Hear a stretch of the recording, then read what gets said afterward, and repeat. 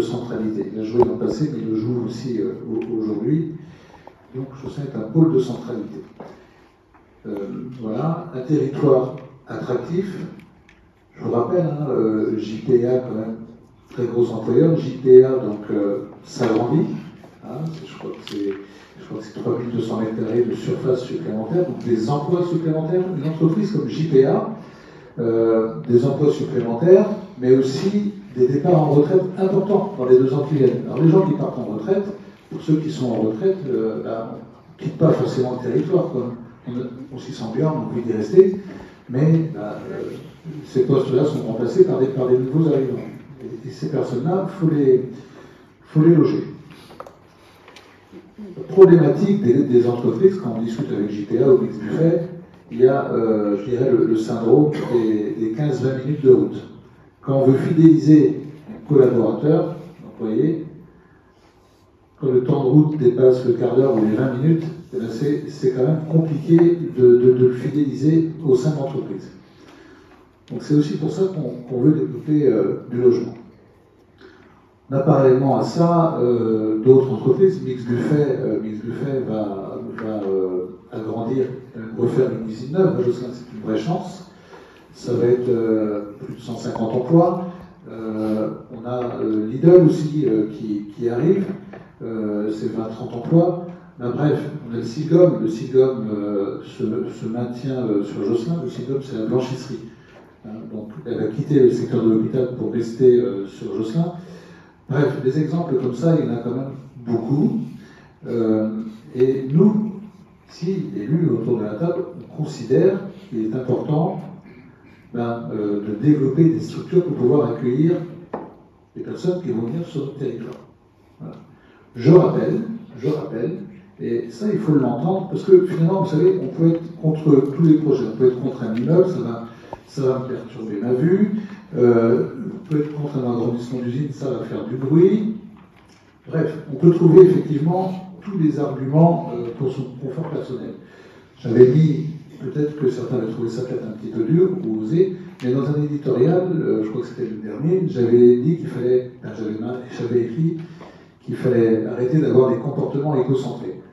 Ce que l'on veut tous ici, finalement, c'est quand même le développement et le rayonnement de Josselin. Parce que si on ne saisit pas les opportunités qui se présentent à nous, je peux vous garantir que le train, il va passer, on ne sera pas monté dedans, mais il y en a d'autres qui vont en profiter, et notre commune, elle va péricliter, quoi. Voilà. Nous, on n'a pas envie d'être responsable de ça. Parce que les commerces fermeront, les écoles, les classes, ça fermera également. Déjà que c'est compliqué en termes de natalité. Donc, vous voyez, on a besoin d'être dans cette dynamique-là. Et puis, ce qu'il faut bien aussi comprendre, il y a des réflexes nationaux qui sont bons, mais il y en a même qui sont quand même moins agréables. Et le réflexe national de trouver la solution toujours dans le porte-monnaie des particuliers, nous, c'est une solution qu'on n'a pas forcément envie d'expérimenter ici. Je dis ça parce que, si vous voulez, il faut bien comprendre, c'est que chaque mètre carré construit, soit d'une usine ou d'un immeuble, chaque mètre carré construit rapporte à la collectivité de la taxe sur le foncier bâti. Ça nous permet, nous, collectivités, finalement, d'asseoir nos recettes, de les conforter et d'éviter de prendre dans la poche du particulier. Voilà. Et puis, il faut aussi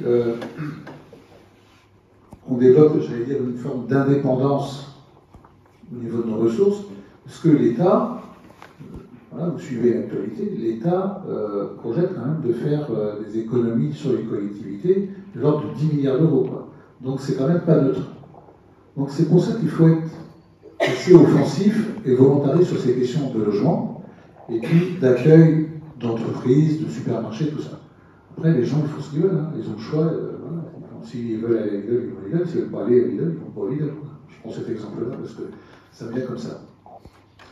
Alors, effectivement, en termes de logement, au niveau du secteur du terre, il y a un promoteur privé qui fait voilà, 16 logements, je dirais, de non-standing.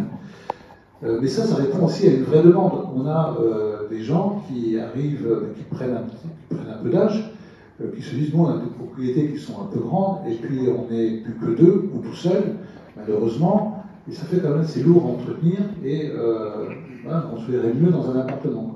Bon, donc ça répond à une demande. Sur ce secteur-là, je rappelle que les lois qui s'appliquent à l'urbanisme, eh bien, elles sont respectées, et puis que ces projets-là sont travaillés, bien évidemment, de concert avec l'architecte des bâtiments de France. Voilà. Donc, bon, voilà, ça ne pose pas de souci. On a fait des réunions publiques avec les riverains directs, voilà, pour expliquer les choses. Sur le secteur, je dirais, du chenil et à côté du cimetière, on a un bailleur, qui est la société Aiguillon. On va développer 37 logements. Voilà, 37 logements. Assez rapidement, puisque les travaux devraient démarrer sur le deuxième trimestre de 2023. Voilà, donc là, il y aura de la maison individuelle et puis du petit collectif également. Et puis, au niveau du secteur du tertre, toujours le même bailleur, on va faire un petit collectif de 7 appartements également. Et là, le permis sera déposé normalement sur le mois d'avril 2023. Voilà, tout ça, ce sont des permis qui sont déposés, c'est des choses qui sont actées, on a discuté beaucoup, mais on aboutit. Et donc, sur le logement, on apporte quand même des solutions. Le logement social, c'est quelque chose d'important. Voilà. C'est pas trop ce terme logement social, parce que voilà, il y aura aussi donc, dans ces logements de la location, mais aussi de l'accession.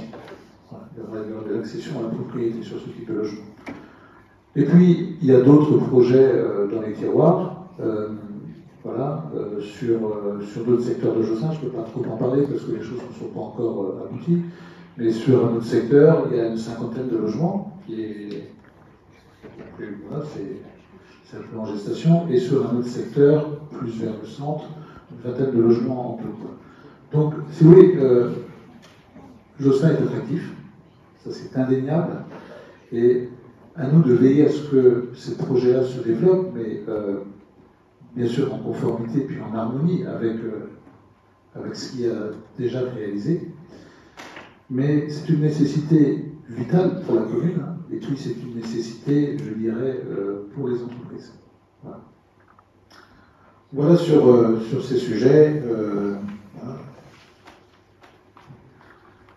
Donc sur l'hôpital, je pense qu'on a fait le tour. Vous voyez quand même que c'était une véritable chance, hein, vous savez, que cet hôpital soit reconstruit. Et moi, je salue aussi le travail de la mandature précédente, Martine notamment, d'avoir engagé cette réflexion et d'avoir pu permettre ça, parce que avec la crise Covid et l'inflation forte qu'il y a sur les matériaux, je peux vous dire que si la décision est à prendre maintenant, c'est pas du tout certain qu'il soit reconstruit.